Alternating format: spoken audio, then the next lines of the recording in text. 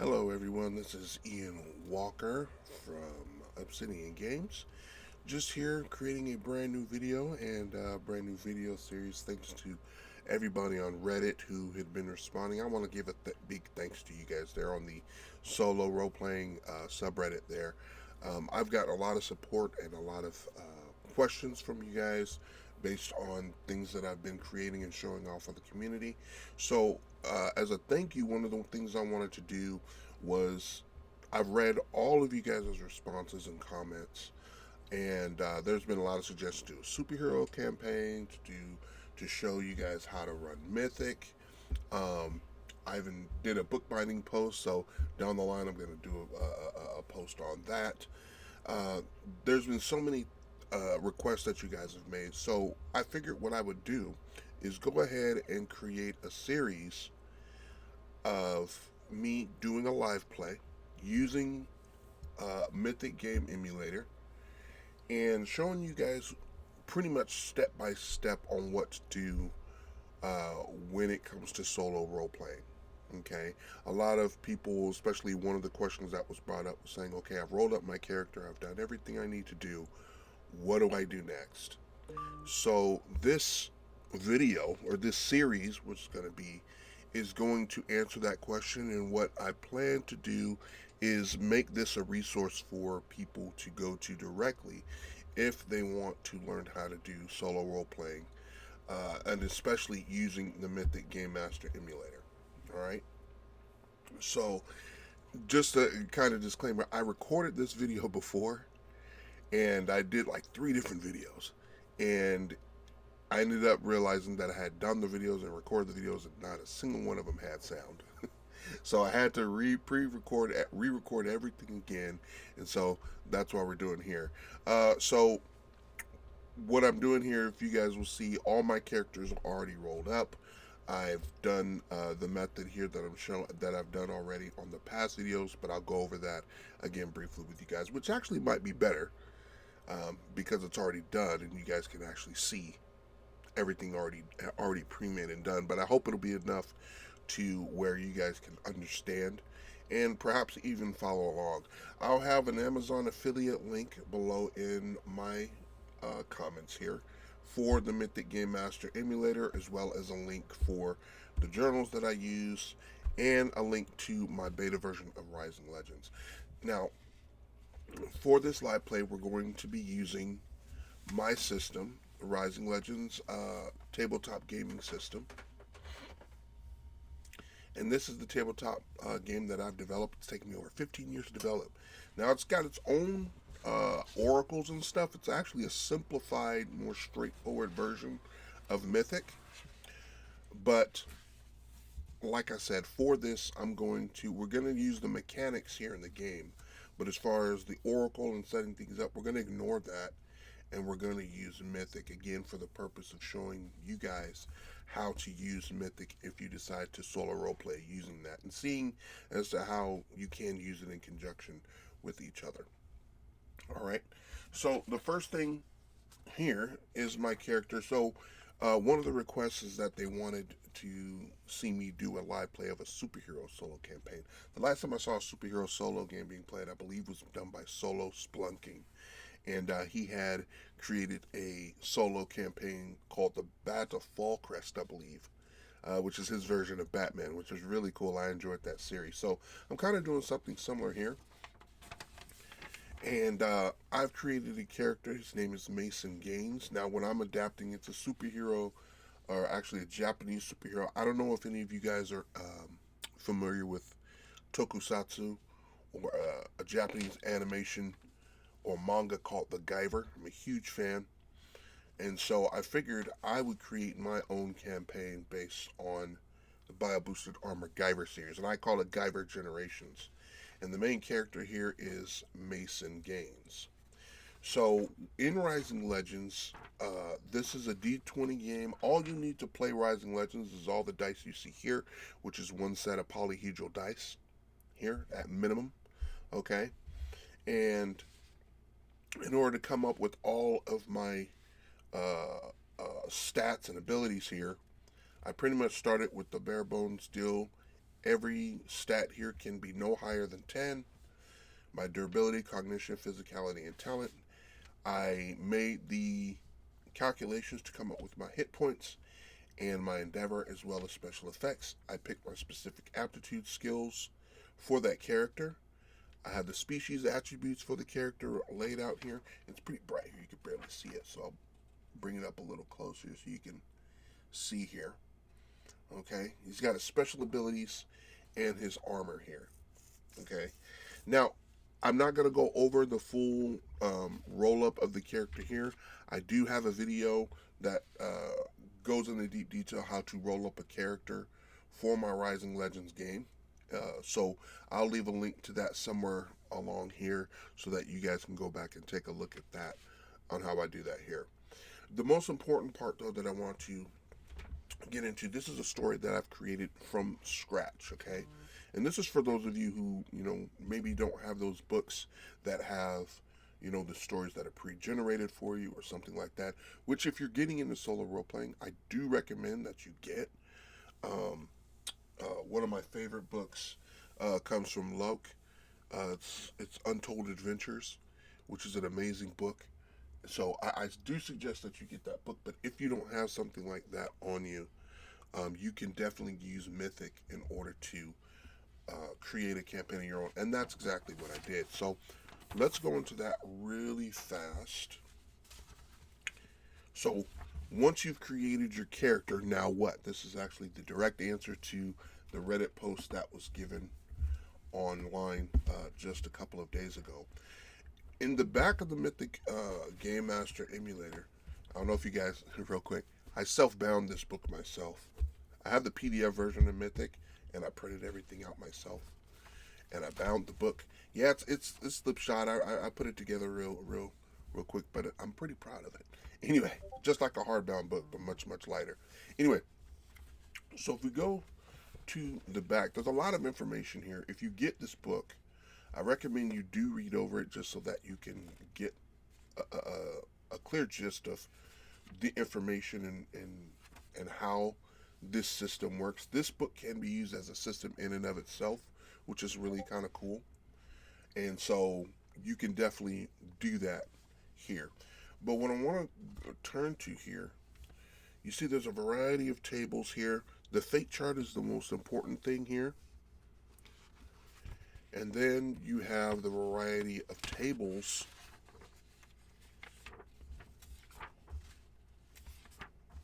here that you roll on using the D100. Now, if there are some of you who don't understand what a D100 is, that is these dice here, which are the tens and ones of two 10-sided dice, as tens and ones here. And you'll roll that dice to come up with whatever effect that you come up with here on the table. So one of the things that I did here for Mason, here I'll go ahead and turn to that in my journal. Now I like to write in my journal personally, but like I said, if you flip over here, you'll see that it actually has some game stuff already on its own in the adventure journal that you would use. But I like to put stuff in my own journal. And that's what I did here.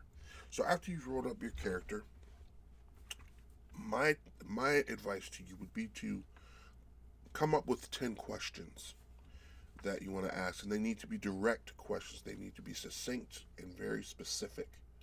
It's very important, because if you kind of ask vague questions, you'll end up getting more vague answers that leads off to branches that can become pretty overwhelming, that you might not understand or might not understand how to, make sense of those things. So here in my book here, if you can see that, so I got the type of game it is, the name of the character, what system I'm using, which is Rising Legends, but using the Mythic GM Emulator. And then 10 questions here. So who is my Mason Gaines here? So I want to come up with a background, an identity, a motivation, a personality, and flaws. So this book has tables here, which has specifically character background, character identity. Um, you know, their, these specific things exactly. I have all of there. The motivation, character personality right here, and then their flaws later on. So they have tables for that. And all you need to do is roll that d10 to figure out what each one is, go to that number and write those down. So what I had done here with the background, we figured out he was damaged, and I determined that he saw a traumatic event. Going down further, I kind of expounded on that traumatic event here, where he saw a family member was kidnapped and turned into a zoonoid. In this game, or in the anime, Guyver is a superhero who fights these giant monsters that are created by a shadow corporation who is secretly trying to take over the world through bioengineered monsters made out of humans. Okay? And so in my universe, they're not so much Shadow Corporation, but they're actually in everyday life. But the zoonoid part, them turning humans into monsters, is more covert. Not a lot of people know about that aspect of the corporation. So my version of Kronos is more in people's face, with this dark, sinister side being the secret. Okay. For the identity of Mason, he's an investigator. The motivation is that he runs a business. He has a dull. It says personality is dull. Now my guy doesn't have a dull personality, so what I did was I made it so that Mason has a very hard to read, deadpan type expression to his face. He's hard to read because of it. So that's he's very serious and intense. His flaws is he is dangerous. So expounding on the dangerous part, I made it so that he used to be a soldier in the military. And so with all of these prompts that I got from rolling each of the tables here in Mythic and rolling up the character, what I settled on was that Mason is an individual who saw a traumatic event, which meant that some of his family was kidnapped by Kronos, and they had turned their family into zoonoids, and he escaped. He had vowed to take down Kronos, and in order to do that, he went into the military. He became a soldier in the military, and then came back and opened up an investigation business to investigate Kronos and to help people that were victimized by Kronos. All right. So moving back to the 10 questions here, it says, does he work for the Kronos Corporation? So now this is when we get to the other part of the Mythic system here. So let me go ahead and turn over to the fate chart here.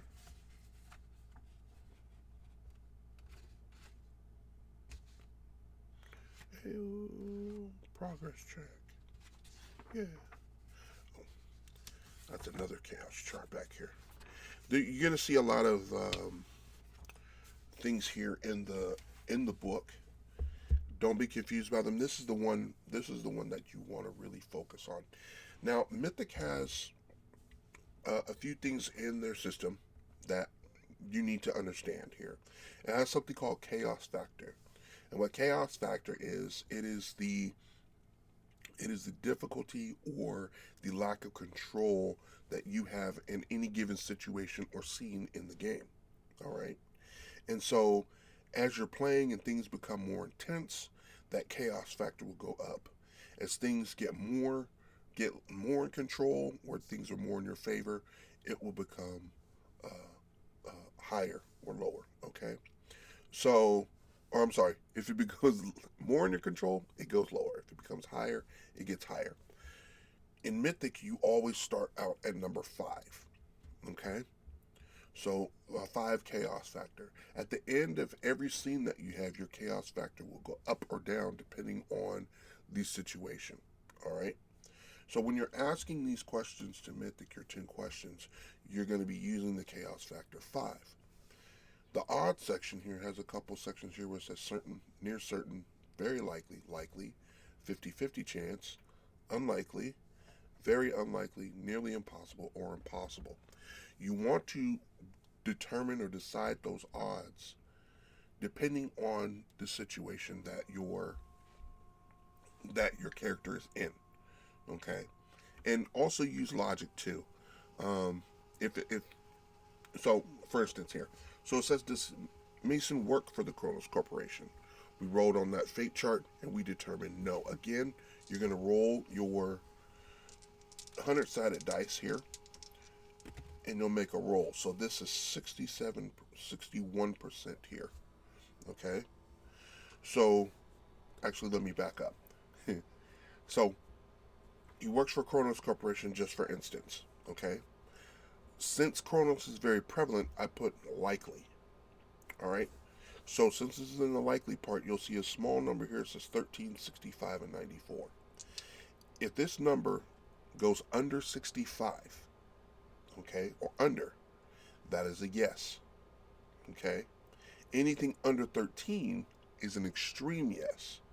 So what you do is, not only is it yes, but you can also add an additional part. Like, not only does he work for Kronos, but say he's one of the executives on the brand, on the board or something like that. Now, if you roll a 65 or higher, the answer is no. 94 is the highest number here. So if you roll a 95 or higher, that's an extreme no. So not only does he not work for Kronos, he's only a paper boy in the local area, or he works at the local convenience store part-time. Something like that. Okay? So answering that question here, does he work for Kronos, you would roll that here. So the 10 and the 9 here is a 19. And then that likely section, so it's above 13, so it's just a straight yes, he would. Okay? So that's how you would use that. So doing a couple of these rolls here, I had rolled, does he work for Kronos? No. Okay? Another question that I was asked here was, does Mason have friends? I rolled on the fate chart, and the answer is yes. Now, do his friends work for Kronos? No. So you see how specific these questions are. And again, we're going to figure out how these questions are going to create the beginning of your story. The next question I asked was, do his friends have traumatic experiences with Kronos? The answer was yes. The next question I asked, were these friends kidnapped? The answers were yes.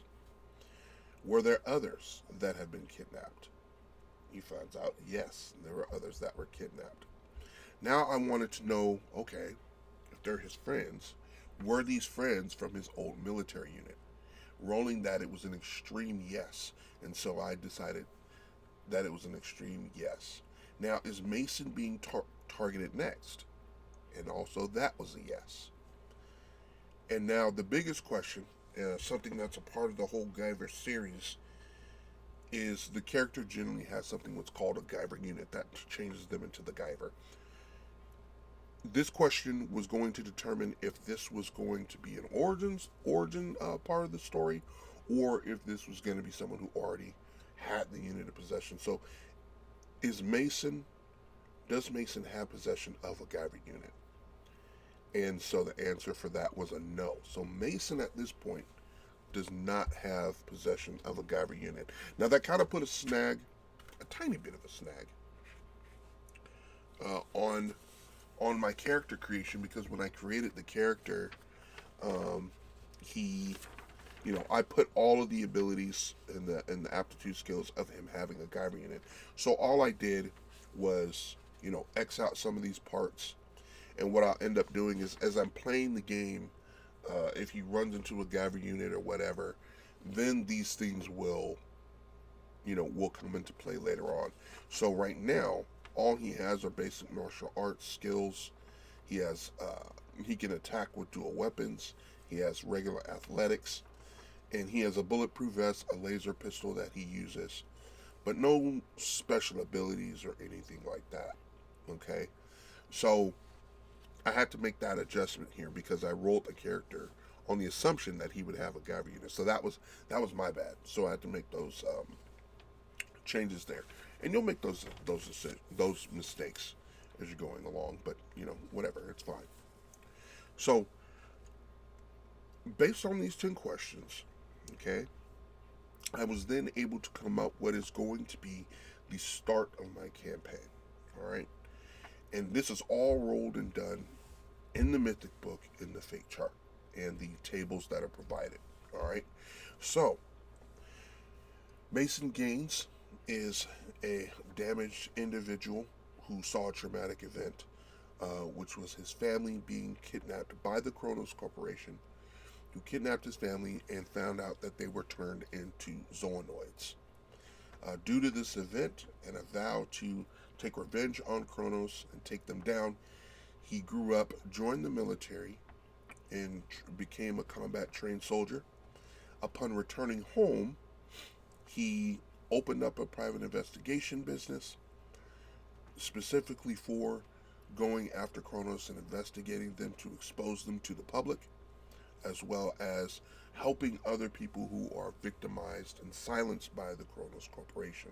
Now, he's a very intense, very serious person, so you can't really read him, which actually might work to his advantage in the game. He has a group of friends that he's now found out was kidnapped by the Kronos Corporation. And with some investigating, he found out that this friend was part of a military unit. And under further investigation, he actually found out that others from his military unit were being targeted specifically by the Kronos Corporation. And because of that, he had figured out that he was actually next on the list from Kronos. So this makes it pretty interesting because not only is he investigating Kronos, and of course they know that, now they're coming after him in order to do something. And right now, he is not currently in possession of a GUYVER unit. So that is the start of the campaign. And so what I'm going to do is do this. Like I said, this is a series that I'm hoping will be a resource for people that want to learn how to use RPGs and use the Mythic GM Emulator, and kind of a step-by-step guide as to how to do that. All right. So the next video in this series, I'll start this campaign and we'll get going. And like I said, everything will be done using this Mythic GM Emulator. Like I said, if you want to go ahead and get a copy for yourself, you can click the link below in my video description. And also, if you want to do this along with me, or if you want to do this with me using Rising Legends, you can go ahead and click the link in the description of where you can get the Rising Legends. This is the beta version of the game that you guys can check out as well, and you guys can play along with me if you like, or create your own characters. I'll leave a link to the video to how you can roll up your own characters for this as well. Okay, guys? So let me know what you think of the video. Leave a comment below. And if you want to further support this channel and what I'm doing, be sure to hit the affiliate links, or head over to the Patreon that I actually have set up as well to support the channel, so I can keep on making videos like this and give you guys great solo role-playing content, as well as all my all my game development vlogs and other stuff here. So I appreciate you guys taking the time to watch, and I will catch you guys on the next video. All right, take care.